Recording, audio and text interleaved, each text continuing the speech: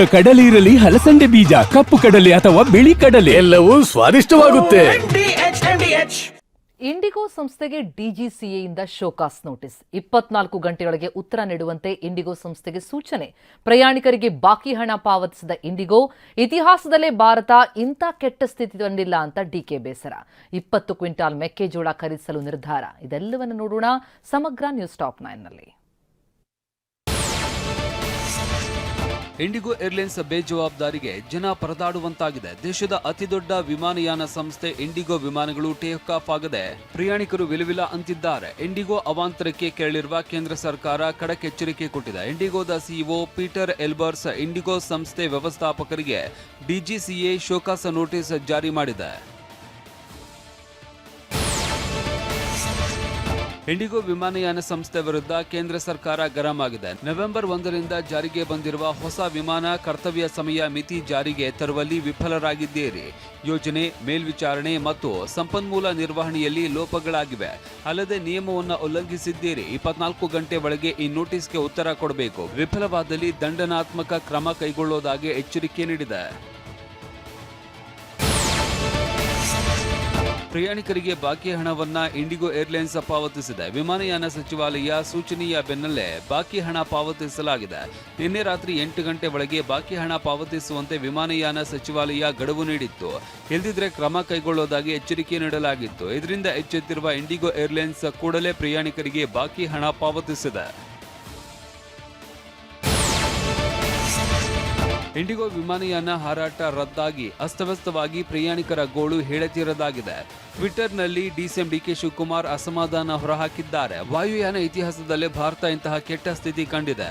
ಸಾವಿರಾರು ವಿಮಾನಗಳ ಹಾರಾಟ ರದ್ದಾಗಿ ಪ್ರಯಾಣಿಕರಿಗೆ ಸಮಸ್ಯೆಯಾಗಿದೆ. ಹಲವು ಕುಟುಂಬಗಳು, ಉದ್ಯಮಿಗಳಿಗೆ ಹಾಗೂ ಭಾರತದ ಮರ್ಯಾದೆಗೆ ಕೆಟ್ಟ ಹೆಸರು ತರ್ತಾ ಇದೆ.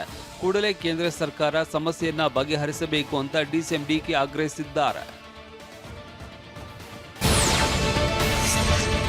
ಇಂಡಿಗೋ ವಿಮಾನಗಳ ಎಫೆಕ್ಟ್ ಶಾಸಕ ಬಸವರಾಜ ರಾಯರೆಡ್ಡಿ ಪತ್ನಿಗೂ ತಟ್ಟಿದೆ. ಪತ್ನಿಗಾಗಿ ಇಂಡಿಗೋ ಸಿಬ್ಬಂದಿಗೆ ರಾಯರೆಡ್ಡಿ ಕಾಲ್ ಮಾಡಿದ್ರು. ಜೈಪುರದಿಂದ ಬೆಂಗಳೂರಿಗೆ ಶಾಸಕ ರಾಯರೆಡ್ಡಿ ಪತ್ನಿ ಆಗಮಿಸಿದ್ರು. ವಿಮಾನದ ಬಗ್ಗೆ ವಿಚಾರಿಸುವುದಕ್ಕೆ ರಾಯರೆಡ್ಡಿ ಸಿಬ್ಬಂದಿಗೆ ಕರೆ ಮಾಡಿದ್ರು. ಕೇಂದ್ರ ಸರ್ಕಾರ ಕೆಲ ಮಾನದಂಡ ಬದಲಾವಣೆ ಮಾಡಿದೆ. ಅದರ ಪ್ರಕಾರ ಪೈಲಟ್ಗಳನ್ನ ಹೆಚ್ಚು ನೇಮಕ ಮಾಡಲಾಗಿದೆ. ಇಂಡಿಗೋ ಇದನ್ನ ಪ್ಲಾನ್ ಮಾಡಿಲ್ಲ, ಅದಕ್ಕೆ ಸಮಸ್ಯೆ ಆಗಿದೆ ಅಂತ ಕೊಪ್ಪಳದಲ್ಲಿ ಶಾಸಕ ಬಸವರಾಜ ರಾಯರೆಡ್ಡಿ ಹೇಳಿದ್ದಾರೆ.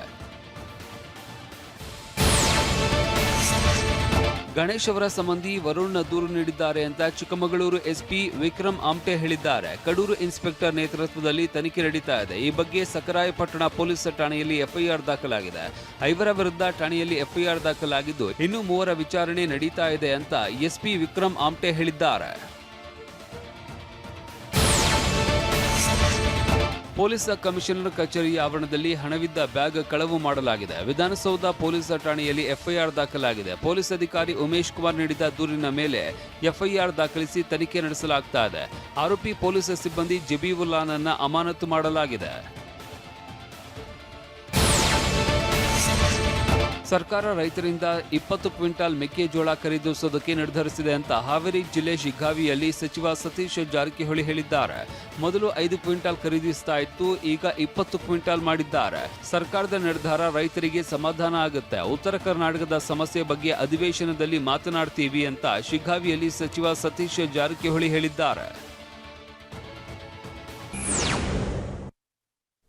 ಪಲ್ಸರ್ನಲ್ಲಿ ಬಂದು ಚಿನ್ನದ ಸರ ಎಗರಿಸಿ ಆರೋಪಿ ಪರಾರಿ.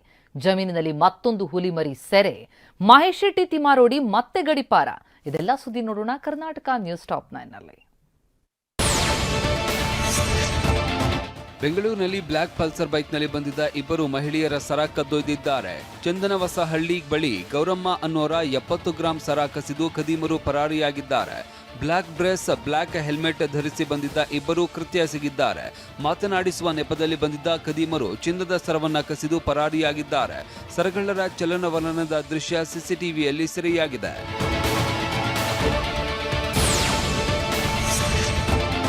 ದಾವಣಗೆರೆ ಜಿಲ್ಲೆಯ ಹೊನ್ನಾಳಿ ತಾಲೂಕಿನ ಸಾಸ್ವೆಹಳ್ಳಿಯಲ್ಲಿ ನಿನ್ನೆ ರಾತ್ರಿ ಈಶ್ವರನ ಫ್ಲೆಕ್ಸ್ಗೆ ಕಿಡಿಗೇಡಿಗಳು ಬೆಂಕಿ ಹಚ್ಚಿದ್ದಾರೆ. ಕಲೇಶ್ವರ ಕಾರ್ತಿಕೋತ್ಸವ ಹಿನ್ನೆಲೆ ಮಹಾದ್ವಾರದ ಬಳಿ ಹಾಕಿದ್ದ ಫ್ಲೆಕ್ಸ್ಗೆ ಬೆಂಕಿ ಹಚ್ಚಿದ್ದಾರೆ. ಹೊನ್ನಾಳಿ ಠಾಣೆ ಪೊಲೀಸರು ಸುಹೇಲ್, ಅಶ್ರು, ರಿಹಾನ್ ನನ್ನ ಬಂಧಿಸಿದ್ದಾರೆ. ಸ್ಥಳಕ್ಕೆ ಮಾಜಿ ಸಚಿವ ಎಂಪಿ ರೇಣುಕಾಚಾರ್ಯ ಕೂಡ ಭೇಟಿ ಕೊಟ್ಟು ಮಾಹಿತಿ ಪಡೆದಿದ್ದಾರೆ.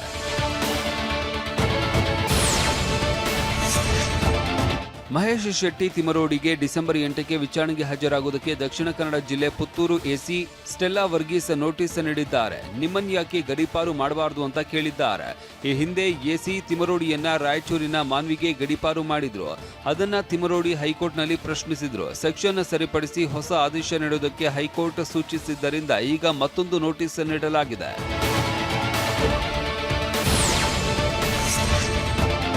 ಸರ್ಕಾರದ ಸೇವೆಗಳ ಸಮರ್ಪಣಾ ಸಮಾವೇಶದ ಪರಿಣಾಮದಿಂದಾಗಿ ಹಾಸನ ಬಸ್ ನಿಲ್ದಾಣದಲ್ಲಿ ಬಸ್ಗಳಿಲ್ಲದೆ ನೂರಾರು ಪ್ರಯಾಣಿಕರು ಪರದಾಟ ನಡೆಸಿದ್ದಾರೆ. ಕಾರ್ಯಕ್ರಮಕ್ಕೆ 1154 ಬಸ್ಗಳನ್ನು ಜಿಲ್ಲಾಡಳಿತ ಬಳಸಿಕೊಂಡಿದೆ. ಇದರಿಂದಾಗಿ ಹಾಸನ, ಚಿಕ್ಕಮಗಳೂರು, ಕೊಡಗು, ಬೆಂಗಳೂರು, ಮೈಸೂರು, ಮಡಿಕೇರಿ ಸೇರಿದಂತೆ ಹಲವೆಡೆ ತೆರಳಬೇಕಾಗಿದ್ದ ಪ್ರಯಾಣಿಕರಿಗೆ ತೊಂದರೆಯಾಗಿದೆ. ಇರೋ 4 ಬಸ್ಗಳಲ್ಲಿ ನೂಕುನುಗ್ಗಲು ಉಂಟಾಗಿತ್ತು.